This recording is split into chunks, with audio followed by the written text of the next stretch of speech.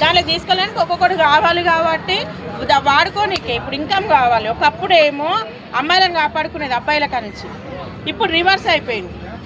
అబ్బాయిల కనుంచి కాపాడుకోవాల్సిన జనరేషన్కి వచ్చింది. ఇది ఫ్రీడమ్. దేనికి ఫ్రీడమ్ అంటే ఇట్లాంటివి చేయనికి.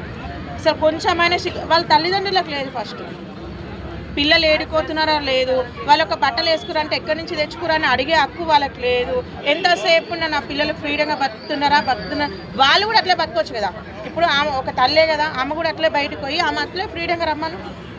పిల్లలు మేకప్ వేసుకుని ఎందుకు అడగవు, బట్టలు ఎందుకు ఇట్లా వస్తున్నాయని అడగవు, ఏ నుంచి ఇట్లా తిరుగుతున్నావు అని అడగవు. ఎంతసేపు నా పిల్ల మొత్తం కట్టలు కడుతుంది కాలేజీకి పోయి అని చెప్పేసి అదొక్కటే చూసుకుంటుంది. మగవాళ్ళు కూడా అట్లనే పాడైపోయారు. పెళ్ళాలని మీకు పెళ్ళి చేసింది ఎందుకురానైనా వ్యభిచారం చేయించని కన్నా మీకు ఇంకో మార్గం ఏం దొరుకుతలేదా? అదొక్కటే దొరికిందా? లక్షల తినమని అవుతే కరీంనగర్లో సెంచర్ కొట్టింది, మళ్ళీ ఇంకోటి కూడా అట్లనే వచ్చింది. దేనికి ఇట్లా పాడైపోతున్నారు? పెళ్ళి చేసుకునికొకడు, లవ్ చేయనికొకడు, లేచుకొనికొకడు, ప్రతి దానికి ఒక్కొక్కడు కావాలా. మళ్ళీ ఏమనంటే మగోళ్ళు మంచోళ్ళు కాదు. ఎందుకంటే నువ్వు ఇట్లా తిరుగుతున్నావు కదా, ఎందుకు తిరుగుతున్నావు అని అడుగుతుంది కదా.